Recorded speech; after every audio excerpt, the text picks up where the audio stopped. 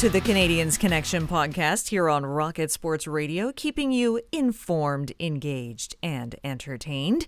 And hi, how are you doing? Welcome to August. My name is Amy Johnson. I'm going to be your host for today's show for episode 307 of the Canadiens Connection. Of course, I'm pleased to be joined in the studio by my co-host, who is, of course, the editor-in-chief, founder, and president of Rocket Sports, Mr. Rick Stevens. And Rick, how you doing today? I'm doing pretty well. Welcome back to the show. Thank you. What a week it has been.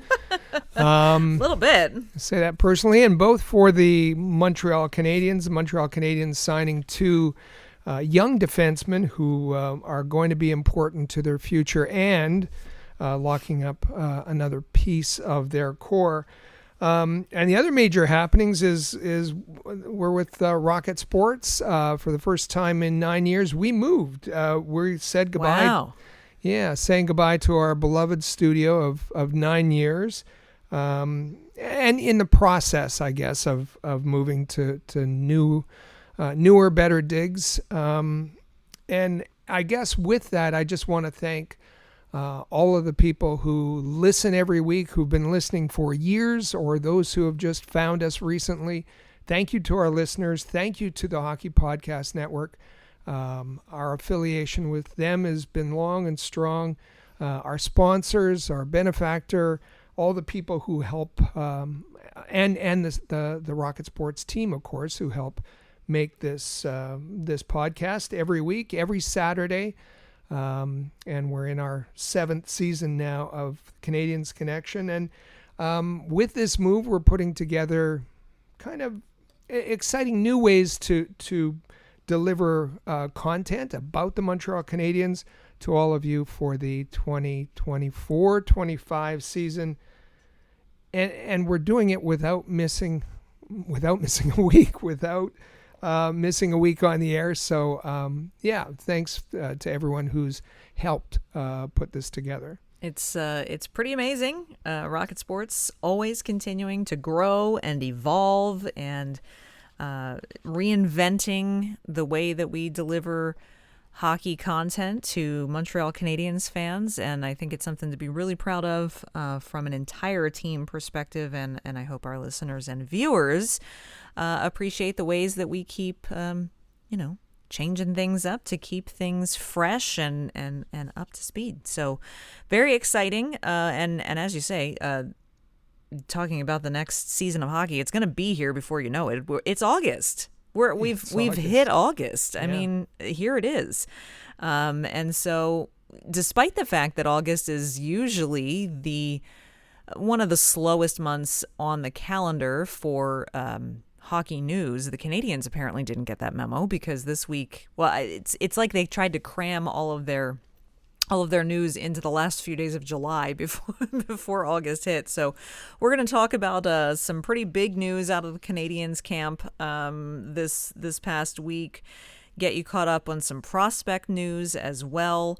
We're going to hear from some guys who signed some contract extensions this week. And I'm really looking forward to our big segment, our big topic this week in segment 2. As you mentioned, Rick, Michael Spinella is going to be here in the studio for the second segment, joined by our very own Nathan as well. And the two of them are going to have I think it's going to be a really fun conversation about who the biggest rivals and most despicable villains of the Montreal Canadiens over the past 20 years has been. I think they're going to kind of compare notes on who makes their big list of the biggest villains playing against the Habs. That should be a really fun segment.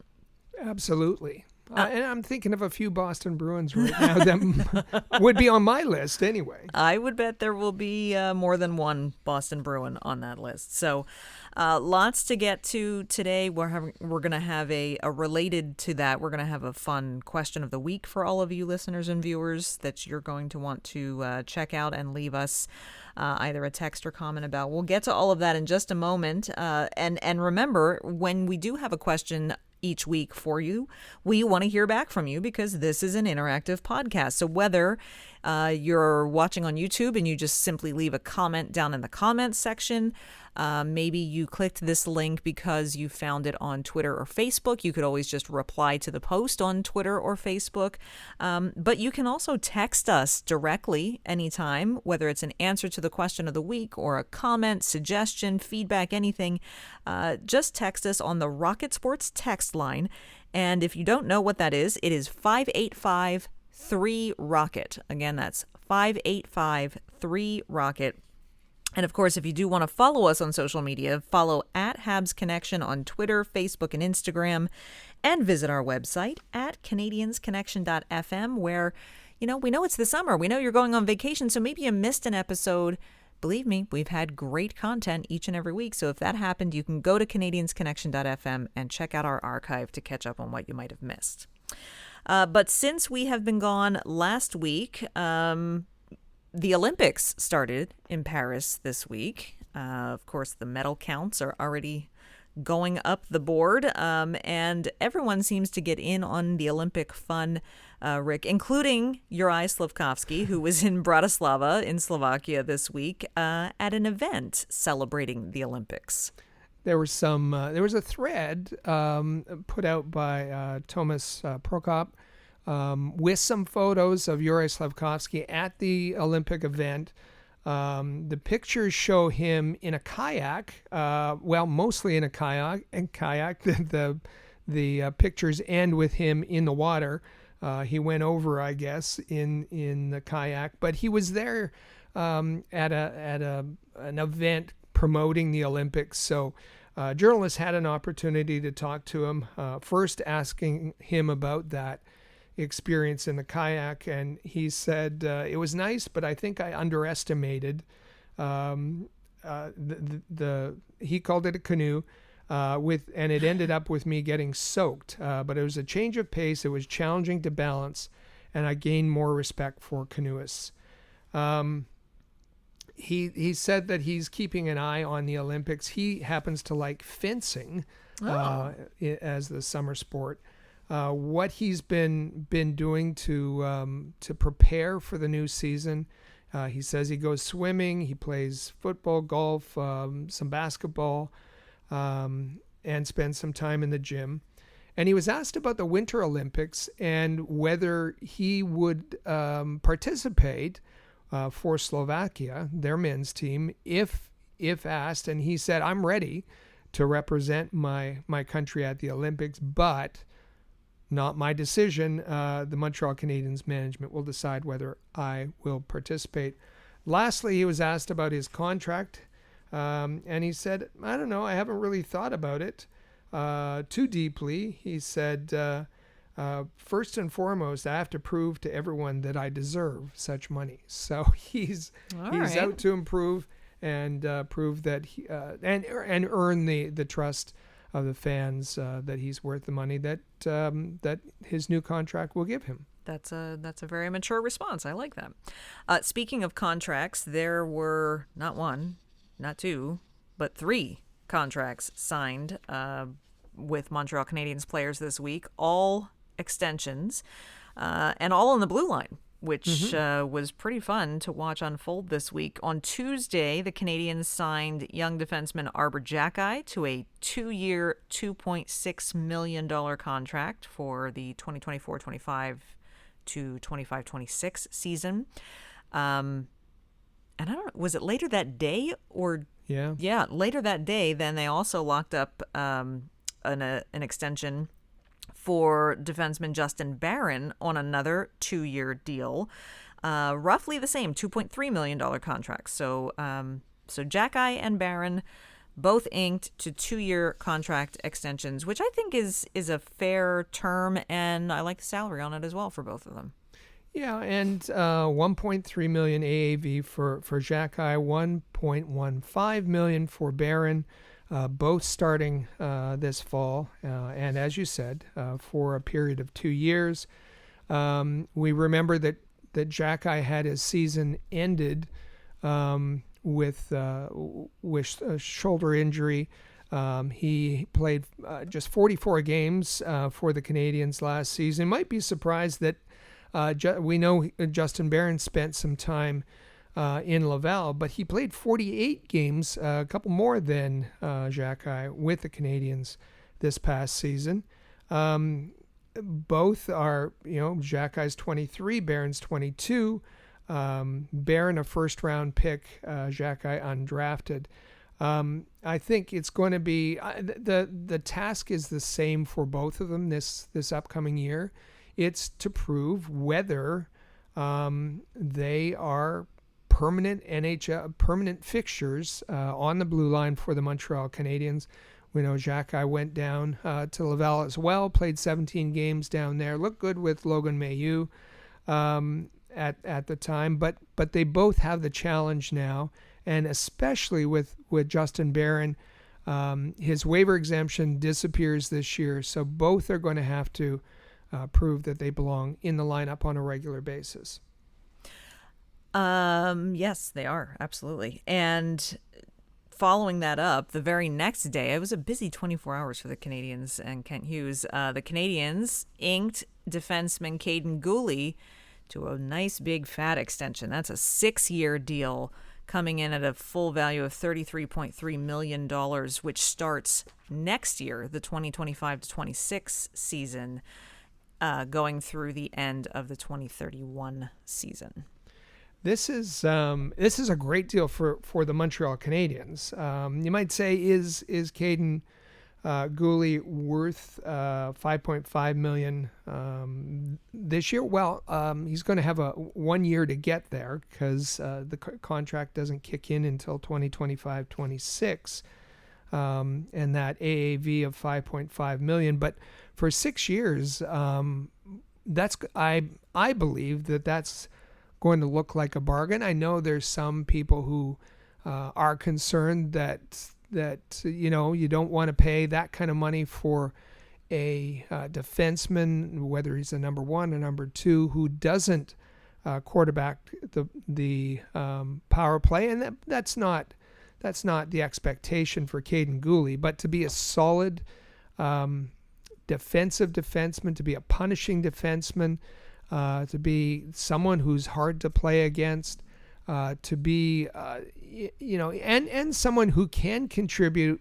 offensively. And we saw that when he was taken away from Mike Matheson and didn't have to cover for Matheson so much, that there is some offense to his game. There's also, I think he is going to emerge as one of the leaders for the Canadiens. Apparently, the agent, Guhle's agent, is Alain Roy, and he kind of tested the waters for an 8-year contract with money much like went to Jake Sanderson. And Kent Hughes said no, they weren't interested in going there.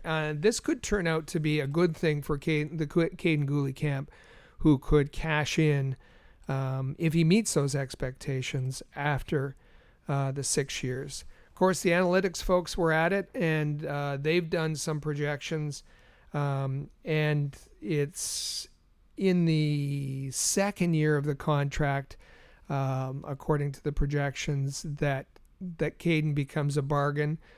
His value in the second year goes to 5.8, and then all the way up to in the 6-year contract, his value is projected to be 7.7, worth a $7.7 million dollar defenseman, and only making that 5.5 million. So this could be a very good deal for the Montreal Canadiens, and at the end of it, an opportunity for Kaiden Guhle to cash in.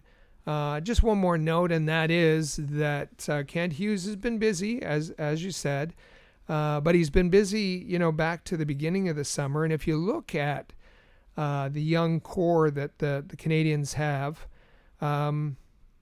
they're all locked up until at least 2030.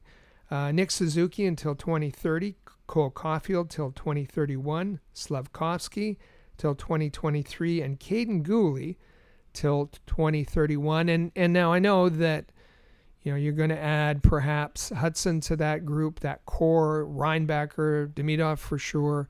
But with the players he's working with now, that's some pretty tidy bit of business that he's got the core locked up until 2030 and at around $30 million for that group.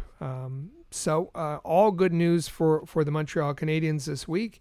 And good news for those blue liners who were able to extend their contracts. Love to see that. Love to see it. Absolutely. I think it's pretty exciting.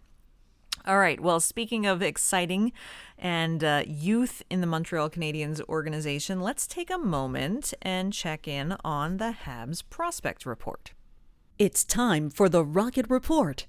The Rocket Sports Media Team is your premier source for information about the Laval Rocket, the AHL affiliate of the Montreal Canadiens, as well as Habs prospects playing in the CHL, NCAA, and leagues around the world. Bookmark thn.com/Montreal to follow our comprehensive coverage of Canadiens prospects.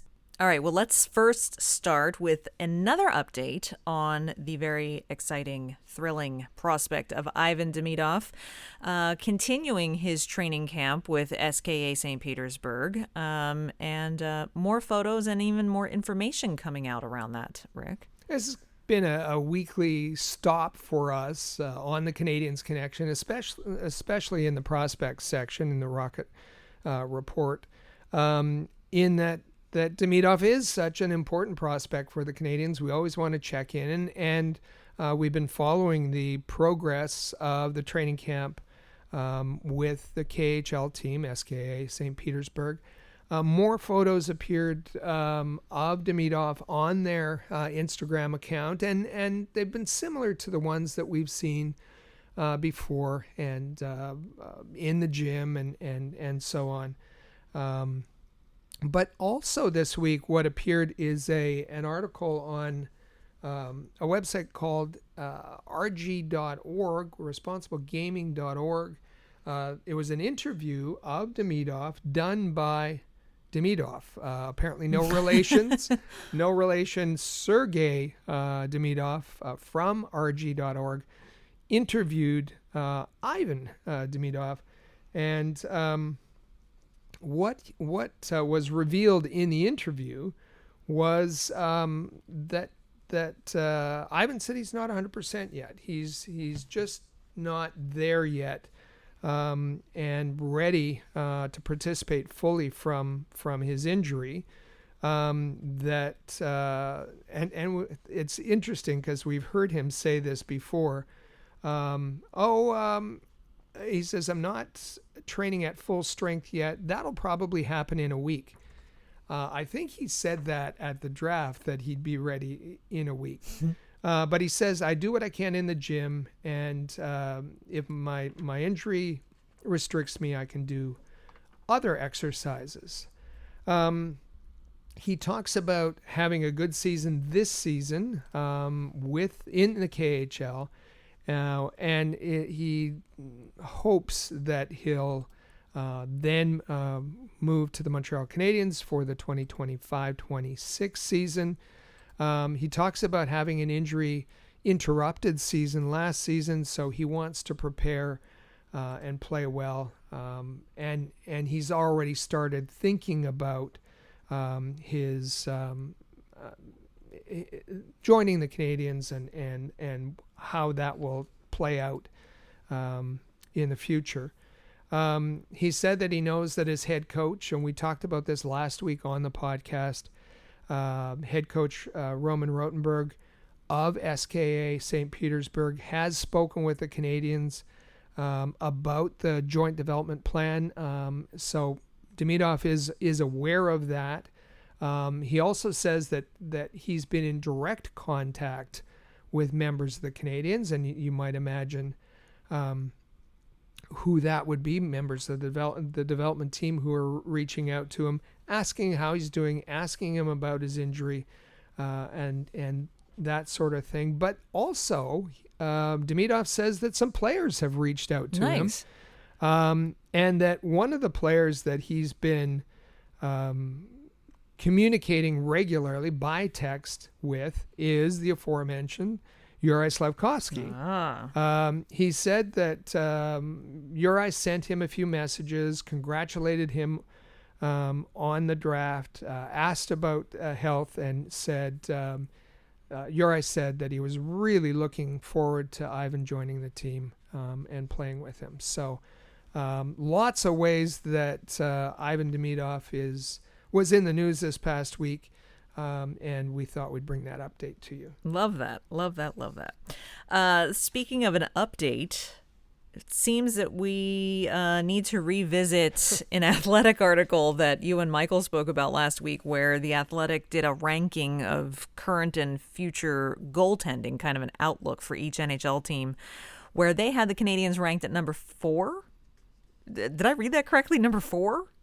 Yeah, it was an odd sort of, and it's fine. They can have their opinion. They had a panel of 3 that sat down and ranked all of the NHL teams on their current and future goaltending outlook. We talked about it a fair bit last week. And what was odd about it was that the Canadiens were, they were, I think, number 6 in you can listen back to the podcast last week, episode 306. I think they were 6 in terms of future goaltending, maybe 12th in terms of current goaltending, and 15th in terms of cap space. And somehow that all, when they put it in the blender, averaged out to 4th overall. Well, the folks at the Athletic put out an article this week saying, yeah, we heard apparently from many readers. We've heard your criticism, and we've kind of taken a second look, and maybe we were too high on certain teams like the Buffalo Sabres, like the Montreal Canadiens.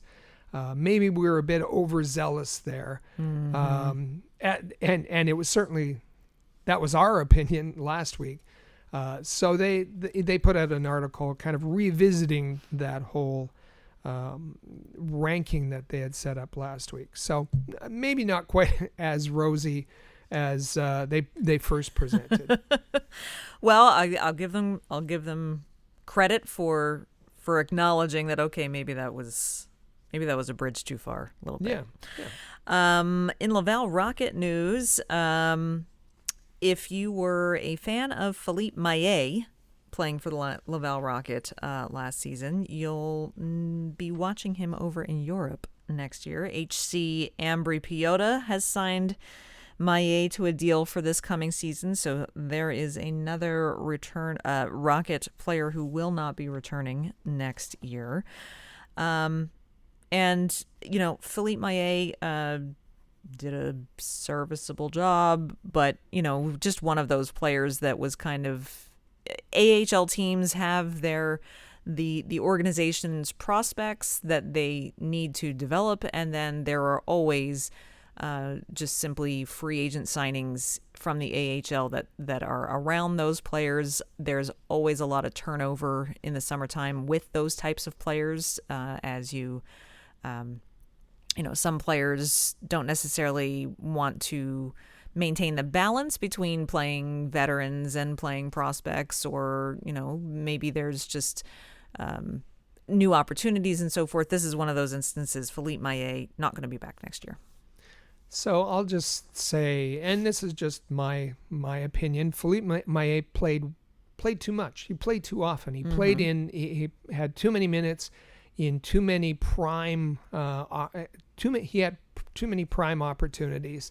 He was one of JF Uhl's favorites. We've talked about how Uhl prioritized the veterans over the prospects substantially, and he wasn't a prospect. He wasn't someone that was going to be recalled to the Montreal Canadiens. As we see here, he's one of half a dozen veterans from the Laval Rocket lineup who have not found employment with another AHL team if the Laval Rocket are moving in a different direction. They've gone to Europe.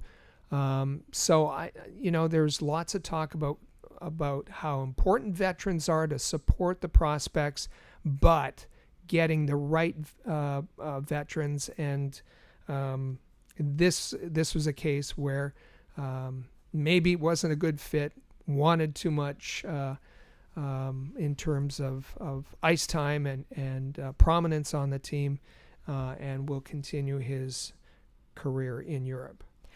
Interesting bit of news from a former player who hasn't played for the Canadiens organization in a number of years, but used to be a goaltending prospect for the Montreal Canadiens, and that's former Rocket goaltender Michael McNiven. Announced his retirement this week and is going to turn to coaching. It's interesting seeing Michael McNiven, a guy we remember coming from junior. Yeah. He had a terrific career in the OHL, goaltender of the year, played for the Owen Sound Attack, never drafted, signed as a free agent by the Canadiens in 2015. He spent 5 years with mostly the Laval Rocket, also played with the Brampton Beast of the ECHL at the time, but he was just he was intense on the ice, and off the ice he was very personable and someone we enjoyed talking to. He's going to continue in hockey, not on the ice, but as an assistant with the Powell River Kings, which is a junior team in the BCHL. So he will, and he's been all over the place since departing the Canadiens. He really, he's really been has. everywhere. If you look at his list of teams, but now we'll settle in junior hockey as an assistant coach, and we wish him well. Absolutely. Don't forget to check out our YouTube channel if you are not currently watching our YouTube channel to listen to this podcast, because all throughout the year on the Rocket Hockey Report, we'll bring you information about Canadiens prospects playing in the AHL. Be sure to subscribe to the YouTube channel, and also check out InsideTheCanadiens.com. Okay, so speaking of those three young defensemen who just signed new contract extensions this week, you heard our thoughts on those contracts. Well, let's hear from those players themselves. Let's start with Arber Xhekaj. As we said, he had a bit of an interrupted season, a little bit of a roller coaster, spent some time in Laval for the first time, then of course with a season-ending injury. And here's what he had to say about his goals for the season. So we're going on to our third year, so we kind of got to take that leadership role next year. And I think that's something I want to work on next year, and also just concreting my defensive game and making sure night in and night out I'm a great defender for the team, and also staying healthy for the whole season. So he talked there about one. I thought it was interesting talking about leadership, that these young players are going to take a bigger ownership piece of the team, and he started off talking about one of his goals, and he said he was surprised that we're talking about the third year already, but that he was going to have to take on a bigger leadership role. He recognizes that his defensive game is a work in progress. That was one of the reasons he was sent to the Laval Rocket, and said that he's going to have some consistency in his defensive game. He talked about, not in this clip, but in others, about needing to be more disciplined. I thought the quote that was kind of fun is, "I don't like to take minor penalties." Doesn't mind the major ones. Doesn't mind the but he doesn't like the minor penalties, and his penalty per game, penalty per minutes per game rate was just way too high last year. So discipline is a key. And lastly, staying healthy. And he mentioned that he's going to have to stay healthy for the whole season. The last two seasons have ended a shortened season. He said he's happy with the surgery that he had, both shoulders, and that he is ready to go. Absolutely.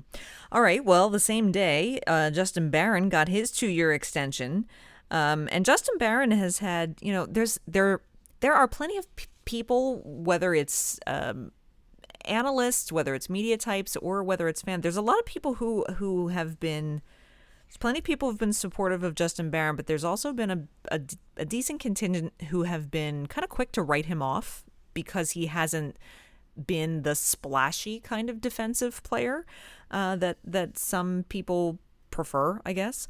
But I think it's a testament to his hard work that he's just kind of kept his head down and kept at it, that he's gotten this 2-year extension. And here is what, in his reaction during his press conference, here is what Justin Barron had to say about his mindset going into training camp this year. Yeah, I mean, I think for this year, it's been focusing on having a good summer and coming in and just kind of establishing my spot as a full-time NHL player. And yeah, I'm coming in, at the start of camp with the mindset to make the team and, being the starting lineup. And yeah, I think that's been the goal the last 2 years as well. But I feel like I've, especially last year in the first half, I feel like I played some really good hockey up with the Canadiens and, finished the year with another couple good games there. And yeah, I think the big step for me this year is to, establish myself as a full-time NHL player. Again, he needs to establish himself as an NHL player, and you heard him say that. A player who can be counted on a nightly basis. So his focus is on making the opening night roster and then staying in the starting lineup and not being a healthy scratch. I thought he had a pretty good start to the season and then tailed off and went to Laval. Looked good in Laval. His offensive game is his ability to move the puck. He's a mobile defenseman, and that's why he was a valued prospect in the Colorado Avalanche organization. As I said, a first-round pick previously, and he still has. I don't think that he's met his potential, but as we've said before, that development is not linear. There's going to be some adjustments and bumps and bruises on the way, and he is still a prospect who, with the right opportunities and the right training guidance can reach that potential. He comes in, I think, with a little more confidence than he did last year, and with a mindset that says, nothing's going to be given to you just because you were a first-round pick, that you're going to have to earn everything, and that's the lesson. I think he was quite surprised when sent to Laval last year. I think so. But that he had a good attitude while he was there, and then was earned a call-up at the end of the season. And that's what I meant by, his perseverance. Even when things maybe don't go the way he expected or hoped them to, he's always remained pretty positive about it and just tackled the task at hand and did what was asked of him. So I like that from Justin Barron quite a bit. Finally, Mr. Kaiden Guhle getting his big 6-year contract extension. That's not a small thing, obviously. And here's what he had to say about committing to such a long-term contract. From this offseason, it looks like there wasn't too many big changes, and we'll have a lot of the same guys coming in. So 3 years in a row with basically the same kind of guys. And I love the city. The city's been nothing but great to me. The fans have been unbelievable, and definitely the best fans in the league, if not in sports. And I think it's just the city and the guys. And I believe in this group so much. And I think we'll be able to make a big splash here in the next year or two and really start to make a push for it. So I think just first of all is just the group and the belief that I have in the room, and really excited to take the next step with these guys. So Well, you heard him mention several reasons for committing to a 6-year contract. He loves Montreal, loves the city, loves the fans, but more so, I think, is that he loves his teammates, and he believes. You heard him say he believes in the group, and he sees the potential of all of them developing together. And that young group, he mentioned later in the interview about there's no one that's worried about individual statistics I think he said getting their cookies. Yeah. That they're all committed to the same goal, and they know that they're not able to be there right now, but that they see progress. They see the chemistry developing amongst the group. They see the young stars of the future and developing as a leadership team. And he said, number one, that they believe in themselves. Number two, he feels that they recognize that management believes in them as well. And that goes a long way to help with the success. Definitely does. And I think I liked how much he talked about how solidly that locker room has come together, the chemistry in that locker room. And I do believe that in addition to all of their talent and skill, and what the development staff is doing with them, I do believe that chemistry of this young group kind of growing up together through their early NHL years is really going to do a lot for the Canadiens' success down the road. All right, well, moving on to some other news from around the league. First, we start in Carolina because on Tuesday, the Hurricanes announced that they signed Eric Staal to a one-day contract so that Staal will retire from the league now as a member of the Hurricanes. Really nice story, a really nice gesture, and it's wonderful that Eric Staal wanted to do something like this. Yeah. To be able to leave the league as a member of the Carolina Hurricanes. The Hurricanes also announced that they will retire his number 12 at a date to be named sometime during the season. So no one will ever wear that number anymore. And the nice tie-in with the Montreal, there's a couple of tie-ins. One is great things come out of Thunder Bay, Ontario. Of course, I've said that before. Number two is that Eric Staal's time with the Canadiens, he was a key member of that leadership group for the team that went to the Stanley Cup final. The leaders on that team were, of course, Carey Price, Shea Weber, Eric Staal, and Corey Perry. Corey Perry, that's what I'm forgetting.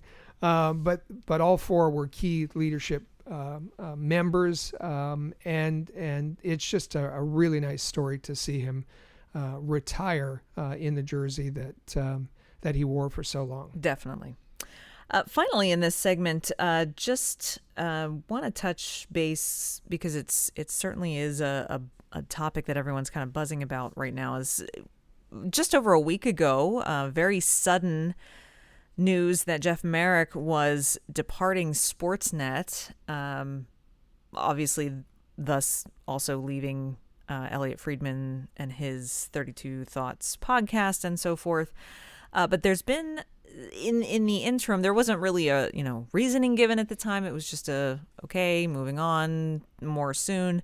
Well, details are now starting to emerge regarding the departure of Marek from Sportsnet. And boy, it certainly has pretty much everyone in the hockey community kind of talking about this. Yeah, we won't spend too much time on this, but it's an important issue. He was fired from Sportsnet.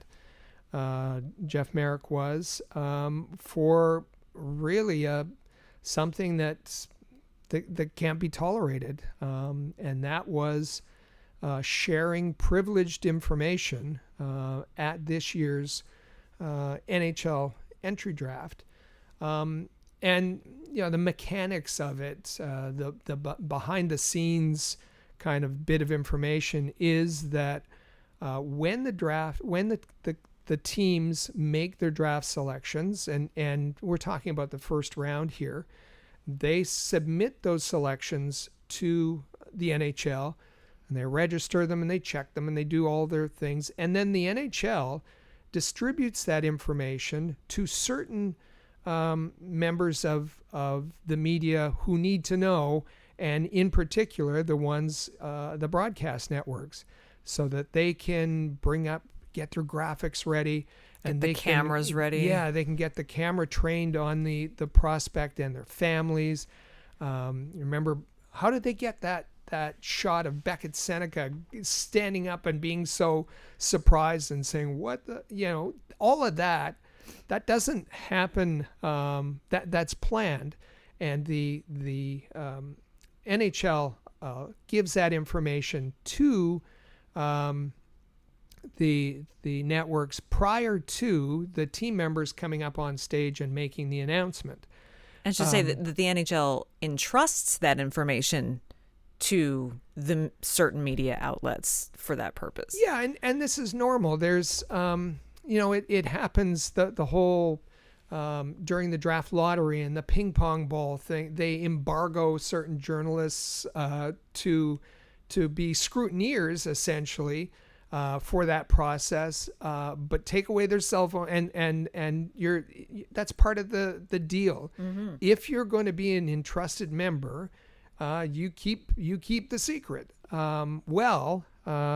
It's alleged that Jeff Marek did not keep the secret, and was passing information to someone, and we don't know for what purpose at this point. But we do know the NHL did an investigation. We do know they have a third-party integrity company that did an investigation. We know that the Vegas Gambling Commission was alerted. So it's all very, very serious, and it led to the firing of Jeff Marek. And I know that for many in our audience, they're going to miss him. There's even on the Rocket Sports crew folks that liked the work that Jeff Marek did. I wasn't one of them, but Elliot Friedman is going to have to go on, and he said he's going to go on with the 32 Thoughts podcast with a new co-host, and Sportsnet will be looking for a new host as well.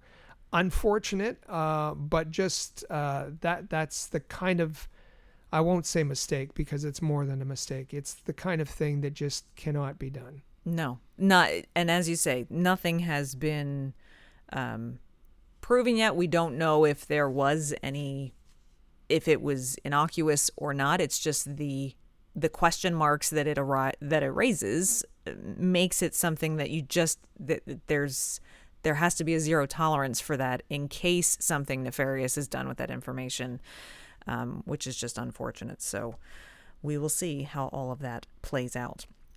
All right. We are going to take our first break here on the Canadiens Connection podcast, because Michael and Nathan are waiting outside the studio door, because this conversation they're going to have about the villains of the Montreal Canadiens, the opponents that just make you want to just grind your teeth.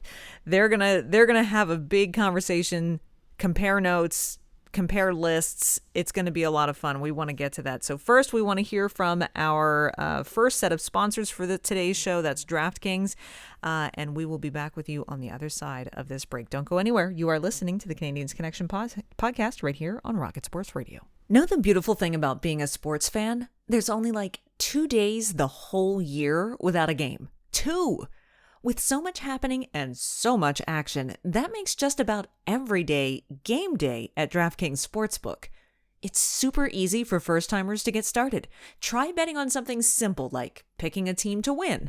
Go to the DraftKings Sportsbook app, select your team, and place your first bet. It really couldn't be any easier or any simpler. I know for me, during the summer months, my bets are getting placed on Formula One races. And if you are new to DraftKings, you've got to check this out. New customers bet $5 and get $150 in bonus bets instantly. So download the DraftKings Sportsbook app now and use code THPN. That's code THPN for new customers to get $150 in bonus bets instantly when you bet just $5. Only on DraftKings. The crown is yours. Gambling problem? Call 1-800-GAMBLER or in West Virginia, visit www.1800gambler.net. In New York, call 877-8-HOPE-NY or text HOPE-NY 467-369. In Connecticut, help is available for problem gambling. Call 888-789-7777 or visit ccpg.org. Please play responsibly. On behalf of Boot Hill Casino and Resort, Kansas. 21 plus age varies by jurisdiction. Bonus bets expire 168 hours after issuance. Deposit and eligibility restrictions apply. See terms and responsible gaming resources at dkng.co/base. Back to the Canadiens Connection podcast on Rocket Sports Radio. I am Amy Johnson, and if you are on Twitter or X, whatever you're calling it these days, you can find me at Flyers Rule. And of course, with me in the studio is our president and founder of Rocket Sports, Rick Stevens. You can find him on X at Rocket Sports. Follow us. Shoot us a message, a reply in our mentions to something that we tweet. We'd love to hear from you. And of course, don't forget you can follow this podcast at Habs Connection on Twitter, Facebook, and Instagram, and visit our website at canadiensconnection.fm. And while you're there, wherever you are listening to this podcast or watching it on YouTube, don't forget to take a second to tap that subscribe button. We don't ever want you to miss an episode. All right. Well, in Montreal Canadiens fandom, who are the players that fans love to hate? Rick, at the top of the show, already was out there saying, I can think of some Boston Bruins players I would put on this list. Chara, Marchand, Lucic. He might just list the entire Boston Bruins roster at this point. But the events that stick in the memories of Habs fans of rivals who were just deplorable, just absolute nemesis kinds of players that you just you love to hate. They're the ones that you love to hate, right? So this week, Michael and Nathan are going to review the most despicable villains to the Montreal Canadiens for the past 20 years. And I can't wait to hear how this is all going to shake out. So, Michael and Nathan, we're going to send it over to you. Thank you, and I'd like to welcome Nathan to the show, my Rocket Sports colleague. You would have seen him on the live streams with me on our YouTube channel. How's it going today, Nathan? It's going great, thanks, Michael. I'm looking forward to being back on the Canadiens Connection. Truly an honor to be here. So today you and I plan something a little bit different. What we're going to do here is we will be drafting top 5 villains to the Montreal Canadiens since the year 2000. So just to kind of start things off here and give a little context, we'll expand on what we think constitutes as a villain to the Montreal Canadiens. I think that it's about a player that has dominated maybe over the course of their career, specifically against the Canadiens. I think it can be about, a specific moment, maybe a bad hit or something that happened that made them the number one enemy to the Montreal Canadiens at a certain point in time. And for the purposes of doing this, I'm not going to villainize a player that maybe was on a bad contract, or maybe there was a bad trade that was made, or a coach that got fired. In my eyes, that's not something that's a villain. I think a player or a coach or a general manager does their best, and unless I have reason to think otherwise, I'm not going to count that. And just to also provide context as to why I'm saying the year 2000, well, there's just too much history with these Montreal Canadiens to do a proper since the beginning, So I think cutting it off at the year 2000 makes it a little bit easier on us, and it's a little bit more recent and fresh in our memories, so it's going to be a little bit easier to talk about that. And I mentioned as well, we will be drafting a top 5 each. So we'll do this basically like a draft like they do in the NHL. So Nathan, you and I played rock, paper, scissors just outside of the studio. You won this, so you're going to get the first pick here. And we'll go through 5 rounds, so we'll end up with teams of 5.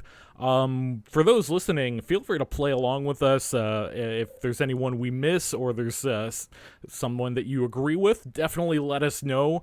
5853-ROCKET is the Rocket Sports text line. So play along with us. Let us know your thoughts along the way. And then at the end, we'll ask you who you think came up with the better team here. And Nathan, did I miss anything there in the instructions? No, I think you hit everything on the head like with our hammer, and it's I'm looking forward to the selection process in this draft. Perfect. So Nathan, with the first overall selection for villains to the Montreal Canadiens, you are on the clock. Okay, so my first selection for villains for the Montreal Canadiens is a recent memory of ours. It's going to bring us back to 2021 Stanley Cup playoffs in the second round, and that's going to be Mark Scheifele. So the reason why I picked Mark Scheifele is, we remember the big hit he did on Jake Evans, the headshot behind the net when Jake was scoring down the empty net when the game really didn't matter. Jake was taken off on a stretcher, and Mark Scheifele got a 4-game suspension for that against Montreal. That was just a big hit that was not needed in the series. The game was pretty much over, and Mark Scheifele didn't really need to do that. So he's definitely one of my first picks for villains for Montreal. Yeah, great pick with the first overall there, Mark Scheifele. I will never forget that hit, unfortunately, and I'm glad to see that Jake Evans back up and at it these days and seems to be playing very well, but he was certainly missed after he got injured there, wasn't he? Yeah, he was a huge piece during that playoff run, and yeah, I agree with you. It's very good to see him back up on being healthy and back on the skates and playing hockey. So second overall, and my first pick, I'm on the clock here. To me, I'm going to go with Alexander Ovechkin. So Alexander Ovechkin, people might not know this, but he has the most points scored against the Montreal Canadiens out of all active NHL players with 67 points in 58 games, and he also has the most goals scored against the Canadiens out of all the active NHL players. I didn't believe the stat when I originally pulled it up, but over the course of his career, Alexander Ovechkin sure has been quite dominant against the Montreal Canadiens, so that's why he becomes my very first pick here. Yeah, I think that's a really good selection. Ovechkin being able to lead in goals against Montreal Canadiens. I honestly didn't think that was him, but that's really good selection on your part. And with the second round here, Nathan, I'll let you take that first pick. Okay, so you spoke about the person with the most points against the Montreal Canadiens. I'm going to talk to one that's second most points against the Montreal Canadiens, and that's Jeff Skinner. Jeff Skinner's been a thorn in Montreal's side since 2013-2014. He's been able to have at least 1 point per game average every season against the Montreal Canadiens. In 42 games, he's had 47 points against the Montreal Canadiens.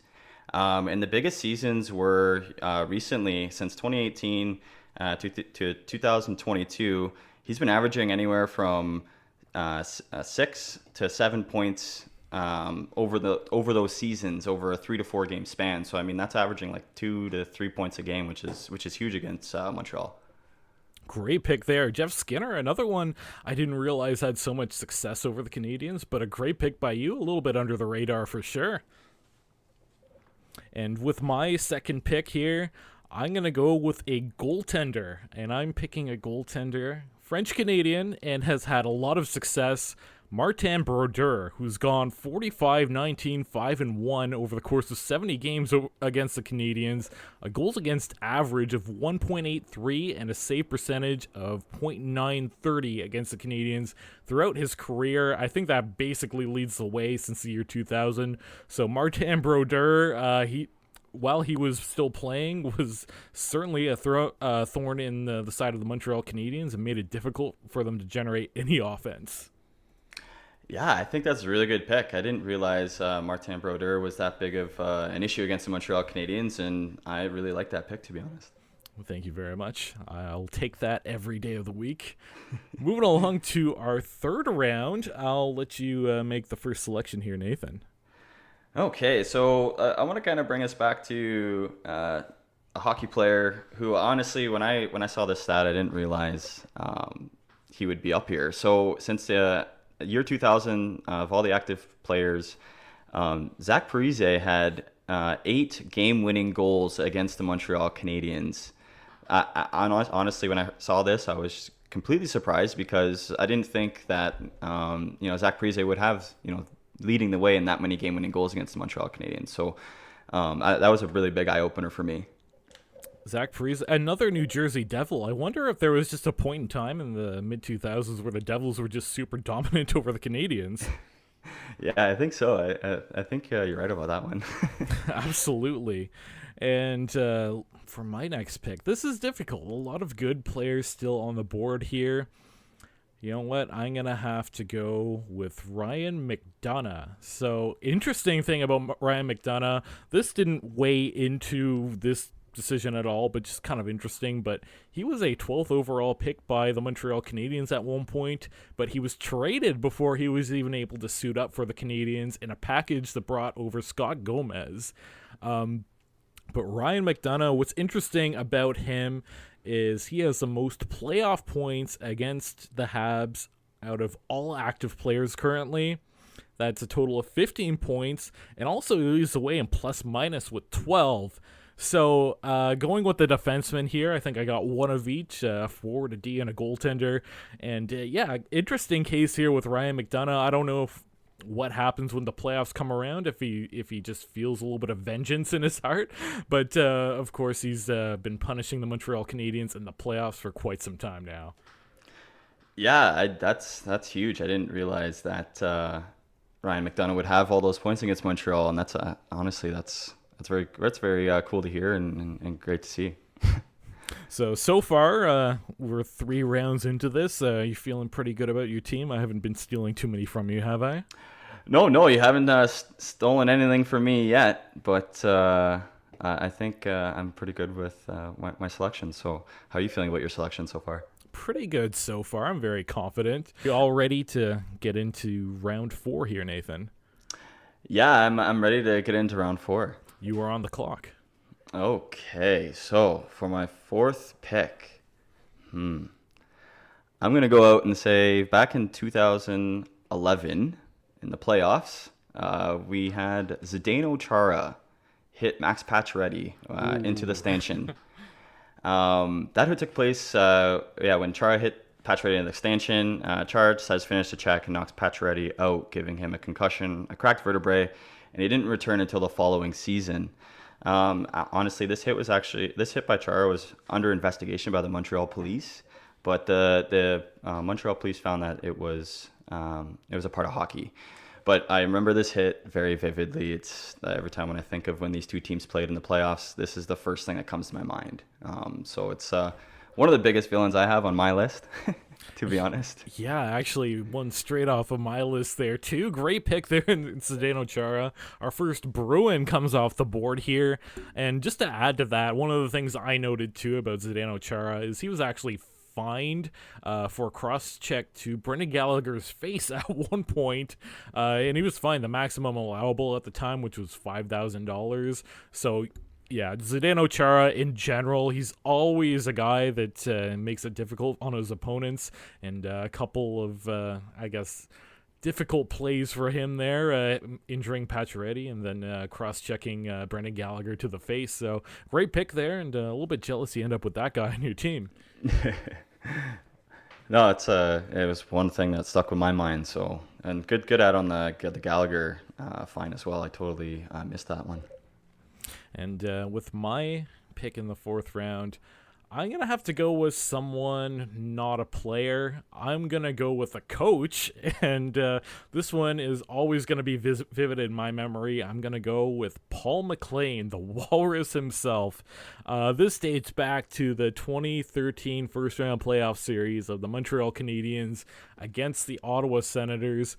Ottawa was fairly dominant throughout that series and ended up winning, but there was one specific game in which Ottawa was up 6-1 with just a few seconds left in the 3rd period. This game in general was getting out of hand, lots of fights, lots of players getting kicked out of the game, and Paul McLean does something that I'm going to deem this to be trolling. I think he denied it afterwards, but he calls a timeout with a 6-1 lead with just a few seconds left in the game. And I think that in itself is more than enough to make him a pretty big villain to the Montreal Canadiens. But just over the course of that whole series, Paul McLean seemed like a huge distraction to the Montreal Canadiens. We're talking about the Eric Gryba hit that left a Montreal Canadiens player on the ice and knocked out, and Paul McLean refusing to call that player by his name, but instead calling him by his number. That led to some controversy off the ice. That's where you had the Montreal Canadiens refer to Paul McLean as the fat, bug-eyed walrus, and Paul McLean, with an epic reply to this, says that he's not fat. And man, just I've never seen a coach be able to take over the series and be such a big distraction than what Paul McLean was able to do in 2013. So I will gladly take the first coach off the board here. Yeah, I really like that choice. You know, when you're explaining all this, I was kind of like, wow, I think Paul McLean was actually a distraction, like you were saying, because like there's so many things that he did in that series that, you know, distracted the Montreal Canadiens and evidently makes him the villain in Montreal. Yeah, absolutely. Heading to the final round here, you're going to end up with one pick left. I'm hoping you still have a few people still on your list there, but with the first pick in the final round of our draft, who are you going to select? Ooh, this is a tough one. I think in the final round, I'm going to choose, it's going to be Justin Williams, and here's why. So back in April 2006, the Montreal Canadiens were playing Justin Williams and the Carolina Hurricanes, and Koivu was actually high-sticked in the eye where there was no penalty called in the play. Furthermore, Saku was taken off the ice fast as the blood was dripping off his face, and you know, this stunned the Canadiens' home fans. Saku ended up having a cut around his eye and evidently had surgery that summer to fix it. And the Canadiens ended up losing that game 2-1 and evidently losing that series 4-2 to the Carolina Hurricanes. So I think, you know, the injury to Saku, I can't say totally hurt the whole entire series, but, you know, Saku Koivu was a huge addition to the Montreal Canadiens and was driving a lot of that offense that season. Great pick. Yeah, actually, I completely forgot about that story too. But throwing that one all the way back to the early 2000s too. Phenomenal research on your end there, Nathan. Thank you. And with the final pick in this draft, I'm looking. I still have a few names left on my board here. See, I want to go with a Bruin, but there's actually someone else I'm going to have to pick here, and that is one Chris Kreider.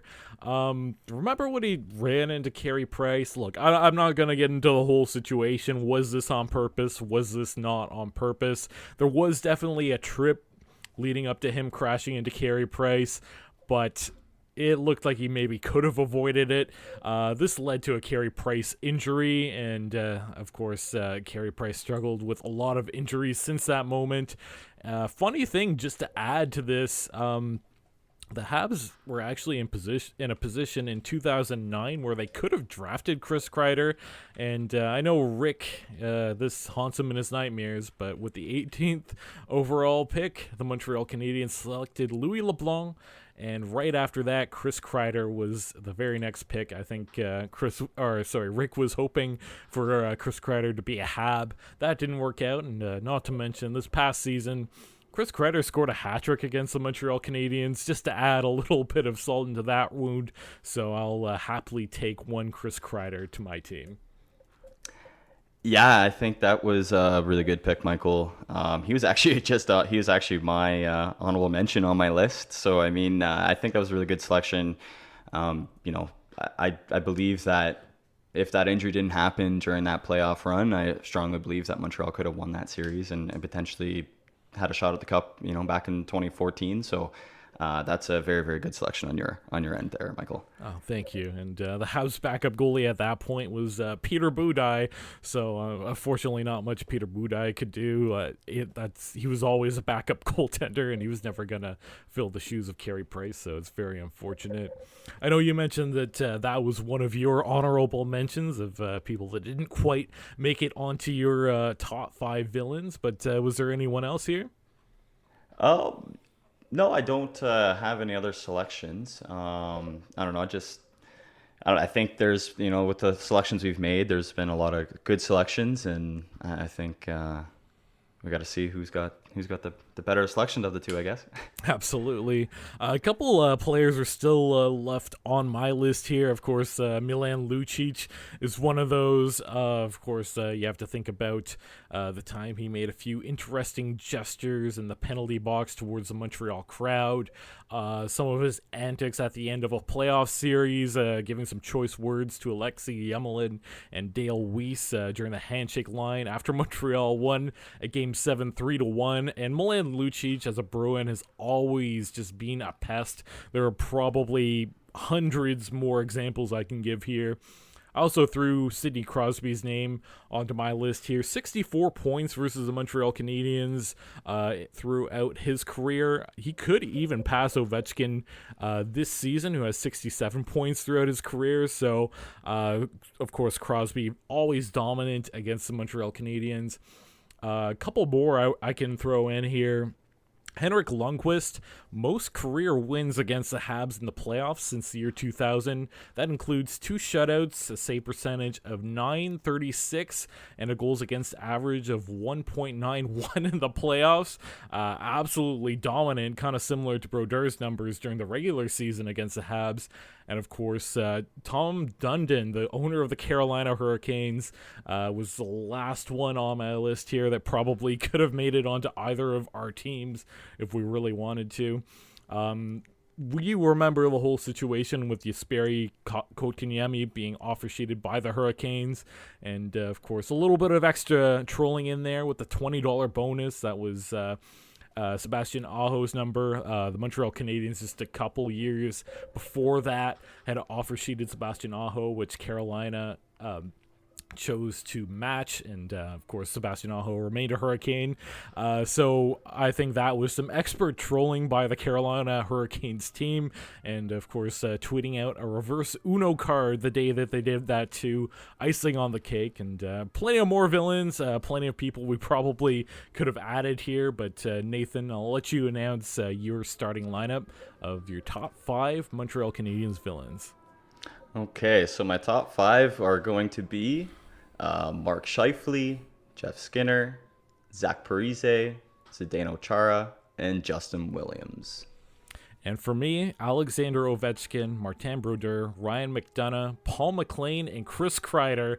So mostly players here. I think that's to be expected, and of course, a lot of these players are a little bit upset sending the police out to get me there with the sirens. But, of course, if you played along or if you had any thoughts, someone we missed, someone's team that you like better, let us know. 5853 Rocket is the Rocket Sports text line. We'd love to hear from all of you, your thoughts on your Montreal Canadiens villains. And with that, Nathan, it's been a pleasure. This was a lot of fun. Yes, no, I really enjoyed doing this segment with you, Michael, and it was a lot of fun, kind of bringing us back in time in most cases here, just remembering some of those villains that, kind of haunt those Montreal Canadiens throughout their careers. Yeah, absolutely. And like I said at the top of this, something a little bit different for us. We thought we'd have a little bit of fun here, try to do a little bit of research, and I'm pretty happy with both of our lists. I think we brought together a couple of great Montreal Canadiens villains, unfortunately. And with that, Nathan, thank you again for joining me here. This has been a ton of fun. Yeah, no, thank you very much, Michael. I do appreciate being on the Canadiens Connection, and yeah, it's been a lot of fun. Awesome, and I'll send it back to you guys. Great job, guys. Thanks. Big thanks to Michael and Nathan. Despite the fact that they raised my blood pressure and got me, you hear the name Kreider and you just, your blood starts boiling. We love lists. We do. But these lists are, and when players that they mention make you think of 2 or 3 more. So we want to hear from all of our listeners about who would be on their list. That's right. Our Canadiens Connection question of the week. I think you're all going to have fun with this one, and you might have trouble coming up with just one name. But in your opinion, which opponent has been the biggest thorn in the Canadiens' side?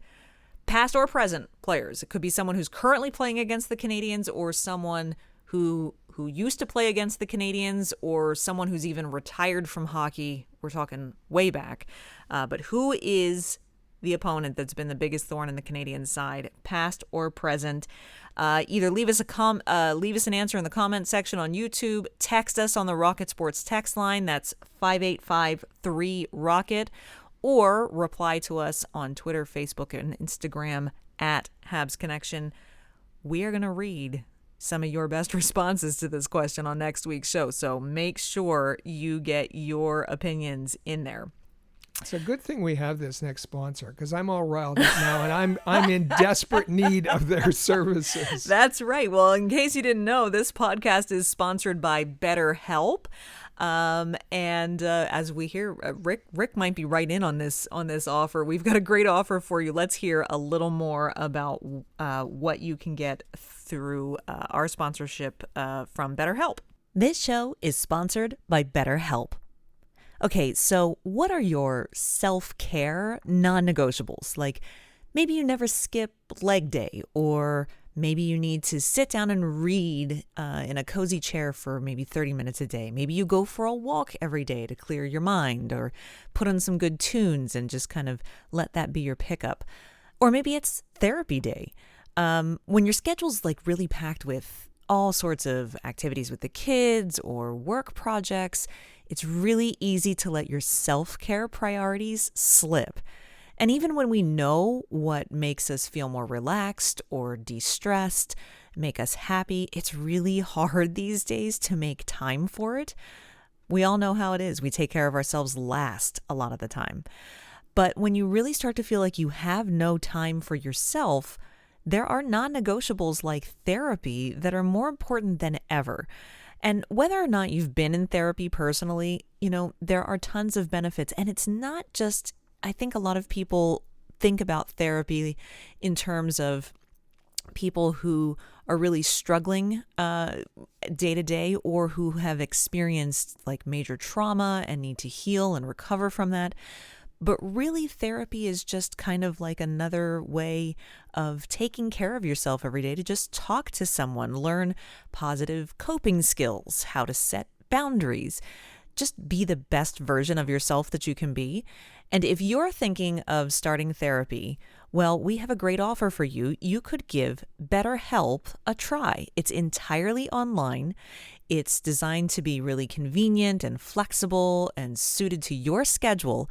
And all you have to do is just fill out a brief questionnaire, and they're going to match you with the licensed therapist that best suits you. And even if maybe that match isn't quite what you'd want, you can switch therapists at any time for no additional charge. So why don't you give it a try? Never skip therapy day with BetterHelp. Visit betterhelp.com/THPN today to get 10% off your first month. That's BetterHelp, HELP.com/THPN. 307 of the Canadiens Connection podcast on Rocket Sports Radio. And hopefully Rick is feeling calm even after just listening to the spot that we just listened to from BetterHelp. Maybe he's already started to get some help that way. Of course, you can follow at Habs Connection on Twitter, Facebook, and Instagram. Visit our website at canadiensconnection.fm. And don't forget, text us anytime at our Rocket Sports text line, 585-3-ROCKET. Hey, if this is the first time you've caught one of our podcasts, in case you didn't know, we cover the Montreal Canadiens for Rocket Sports Media. That gets all of your Canadiens coverage in one place at InsideTheCanadiens.com. And we're talking Canadiens, Laval Rocket, prospects, draft, you name it. We are the source that you can trust. We've been doing this for 15 years. Credentialed journalists within the Canadiens organization and beyond. And we're just so grateful that you're all here listening and watching.